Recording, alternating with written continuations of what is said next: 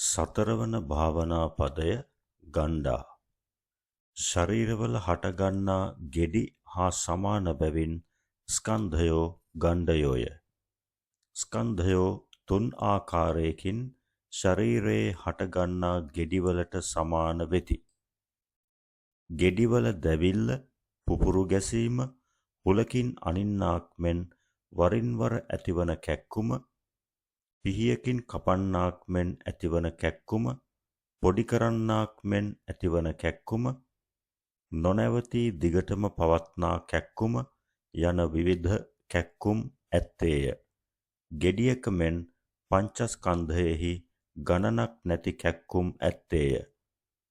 උපනුපන් සංස්කාර එතැනම සැනකින් බිඳි බිඳී අභාවයට යන පංචස්කන්ධ සංඛ්‍යාත මේ සංස්කාර පුඤ්ජයෙහි බිඳී යන ඒවා වෙනුවට අලුත් සංස්කාරයන් ඇති කිරීම සඳහා ආහාරපාන බෙහෙත් සැපයීමේ මහා කරදරය කොතෙක් ආහාරපාන ගතද සාගින්න හා පිපාසය නැවත නැවත ඇතිවීමේ කරදරය අපවිත්‍ර ද්‍රව්‍යයන් උතුරන වැగిරෙන මේ රූපකය දිනකට වාර ගණනක් පිරිසිදු කිරීමේ කරදරය රූපකය ආරක්ෂා කරනු පිණිස අලංකාර කරනු පිණිස වස්ත්‍රාභරණ සැපයීමේ කරදරය වාසස්ථාන සැපයීමේ කරදරය අඹදරුවන් ඇතියන්ට ඔවුන් පෝෂණය කිරීමේ හා ආරක්ෂා කිරීමේ කරදරය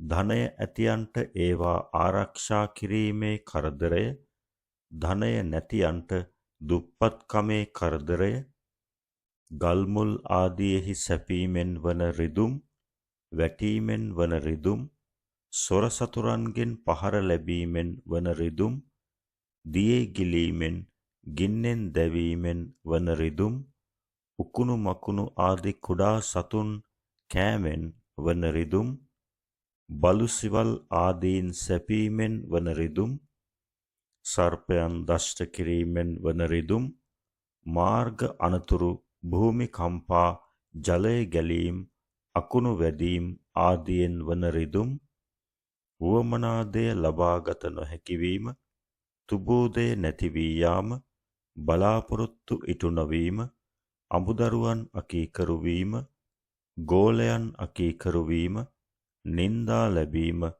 නඩු හබවලට අසුවීම අවමන් ලැබීම අඹදරුවන් රෝගාතුර වීම ඔවුන් මරණයට පත්වීම නෑයන් මිතුරන් මරණයට පත්වීම යනාදී නොයෙක් කරුණු වලින් වන සිත රිදුම්ද පංචස්කන්ධයෙහි ඇති බැවින් ඒ පංචස්කන්ධය භයානක ගෙඩියකි. මතුවී ඒමය පැසවීමය පුපුරා යාමයයි ගෙඩියකට අවස්ථා තුනක් ඇත්තේය. සංස්කාරයන්ටද හට ගැනීමය දිරීමය බිඳී අතුරුදහන් වීමයයි තුන් අවස්ථාවක් ඇත්තේය. ඒ කරුණෙන්ද ස්කන්ධ පංචකය ගෙඩියකැයි සැලකිය යුතුය. ගෙඩිවලින් කුණුලේ කුණුසැරව ගලන්නේය. පංචස්කන්ධයෙහිද චක්ෂුර්ද්වාරය, ශ්‍රෝත්‍රද්වාරය, ඝ්‍රාණද්වාරය, ජිව්හාද්වාරය, කායද්වාරය, මනෝද්වාරය කියා කෙලෙස් නමැති අපවිත්‍ර දැය ගලන සිදුරු සයක් ඇත්තේය.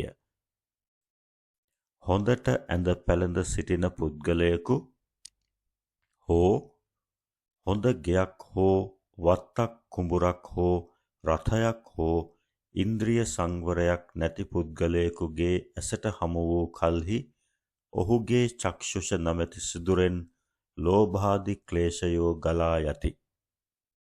හොඳ ඇඳුමකින් සිටින පුද්ගලයෙකු දුටු කල්හි මේ කොතරම් ලස්සන කොතරම් හොඳ ඇඳුමක්ද, මේ ජාතියේ ඇඳුමක් මාත් අඳින්නට ඕනෑය, මාගේ අසවලාට හෝ මේ ජාතියේ ඇඳුමක් අන්දවන්න ඕනෑය කියා ඉන්ද්‍රිය සංවරය නැති පුද්ගලයාගේ ඇසින් ලෝභ නමැති ක්ලේශය ගලා යයි. පෙනේද මූ ඇඳ සිටින සැටි. මුං ඉස්සරත් මෙහෙම ඇන්දාද යනාදීන් ද්වේෂ ඊර්ෂා නමැති ක්ලේශයෝ ගලා යති. හොඳ ගෙවල් වතු කුඹුරු ආදිය දැකීමෙහිදීද එසේම කෙලෙස් ගලා යන සැටි තේරුම් ගත යුතුය. ශ්‍රෝත්‍රාදී ద్వාරයන්ගෙන් කෙලෙස් ගැලීමත් කියන ලද ක්‍රමය අනුව සිතාගත යුතුය. කෙලෙස් නමැති අපවිත්‍ර දෙය ගලන තැනක් වන බැවින් පංචස්කන්ධය පැසුණු ගෙඩියකි. පංචක්ඛන්ධේ ගණ්ඩතෝ පස්සන්තෝ අනුලෝමිකං කන්තිං පටිලභති. පංචන්නං කන්ධානං නිරෝධෝ අගණ්ඩං නිබ්බානන්ති පස්සන්තෝ සම්මත්ත නියාමං ඔක්කමති. පටිසම්භිදා මග්ග.